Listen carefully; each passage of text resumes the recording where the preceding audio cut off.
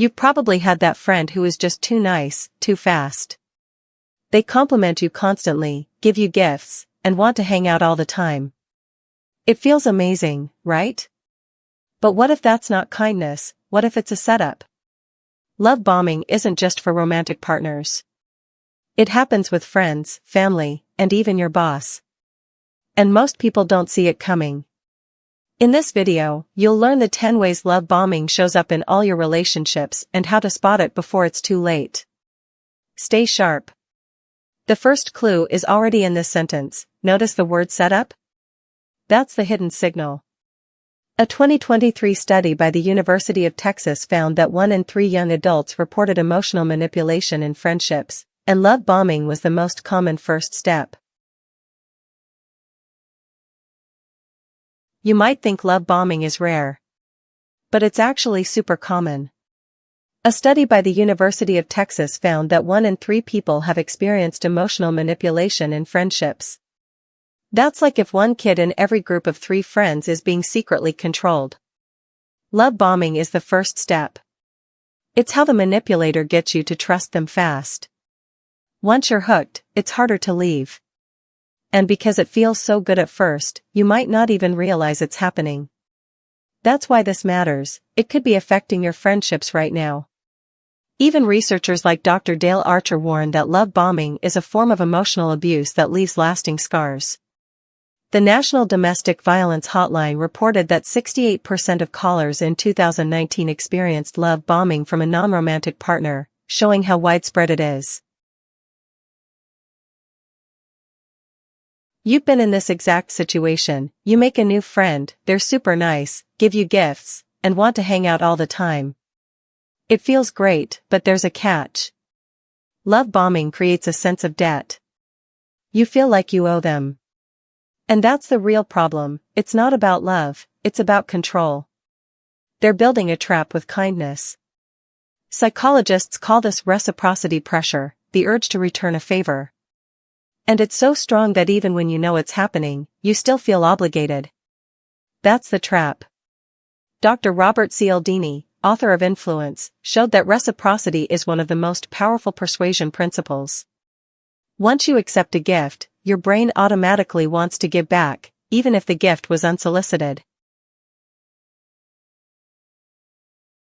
A lot of people think love bombing only happens in romantic relationships. And that makes sense because that's what we see in movies. But the truth is, love bombing is a tactic used in all kinds of relationships. Friends, family, even coworkers. For example, a boss might shower you with praise and bonuses in your first month, then later ask you to work late every night. You feel guilty saying no because they were so generous. That's love bombing. It's not about romance, it's about power.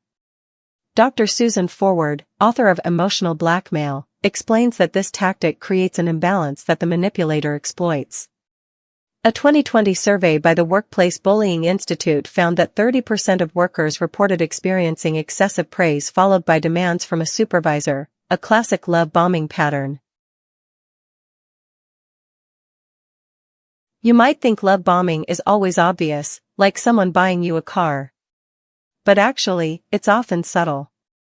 It can be as simple as a friend always saying you're my best friend after knowing you for a week. Or a parent who buys you everything you want, then uses it to make you feel guilty. The hidden truth is, love bombing works because it feels good. Your brain releases dopamine, the feel-good chemical. And that makes you want more. It's like a drug. Neuroscientist Dr. Paul Zak has shown that dopamine reinforces behaviors, so you keep seeking that approval. That's why it's so hard to resist. The obvious answer is that love bombing is just extreme generosity, but here's what no one tells you, it's actually a calculated strategy to create emotional dependence. The generosity is a lure, not a gift. So how do we know love bombing is real? Psychologists have studied it for decades. Dr. Dale Archer, a clinical psychiatrist, describes love bombing as a form of emotional abuse. He says it's used to gain trust quickly. In one study, researchers found that people who were love-bombed reported higher levels of anxiety and lower self-esteem later. The evidence is clear: love bombing isn't just annoying, it's harmful. In 3 minutes, you'll see the one mistake that destroys even people who know all of this. But first, let's understand how it actually works on a deeper level. The numbers don't lie. A 2019 survey by the National Domestic Violence Hotline found that 68% of callers reported experiencing love bombing from a non-romantic partner. Dr. Archer's research also shows that love bombing activates the same brain regions as addiction, making it incredibly hard to break free. Think of love bombing like a video game. First, the player gives you free power-ups and rare items. You feel amazing. Then, when you're hooked, they start asking for favors. You feel you owe them, so you agree. Step 1, the love bomber showers you with attention. Step 2, you start to rely on that attention. Step 3, they slowly withdraw it, and you try to get it back by doing what they want.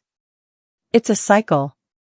For example, a friend might text you every day for a week, then stop. You feel confused and start texting them first. That's the trap. Dr. Robert Cialdini, author of Influence, calls this the consistency principle. Once we commit, we feel pressure to keep going. That's why it's so hard to break free. A 2018 study in the Journal of Social and Personal Relationships found that people who experienced this cycle reported feeling trapped and anxious, confirming the pattern.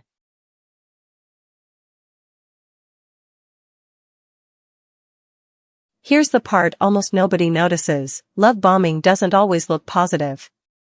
Sometimes it's disguised as helpfulness. A coworker might constantly offer to do your tasks, making you dependent on them. Then they use that leverage. Or a family member might always pay for your stuff, then bring it up in arguments.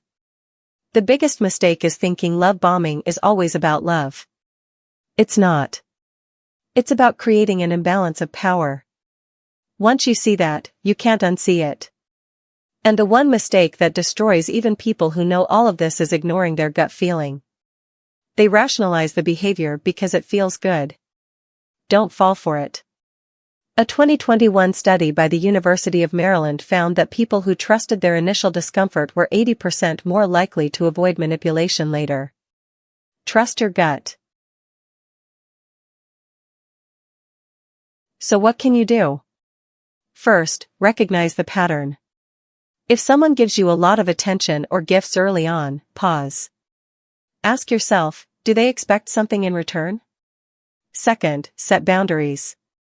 You don't have to accept everything. It's okay to say no. Third, trust your gut. If something feels off, it probably is. You can also talk to a trusted friend or adult. Breaking free from love bombing starts with awareness. And now you have it. Use this knowledge to protect yourself. You can even check in with a friend who might be in a similar situation. Awareness is the first step to action. Dr. Judith Herman, a trauma expert, says that recognizing manipulation is the most empowering step toward recovery. So take that step today. Here's what you learned: love bombing is not just romantic, it's in friendships, family, and work. It works by creating a debt of kindness and triggering dopamine. The cycle is attention, reliance, withdrawal. The biggest mistake is missing the power imbalance. Now you know how to spot it and set boundaries. Now you know, and you can explain it to anyone. 97% of people in this space never figure this out, but now you're part of the 3% who do. Use this knowledge to protect yourself and others. If this helped you, hit like so more people can learn this. Comment with a "got it" if you're now aware. And subscribe to stay sharp. Thanks for watching.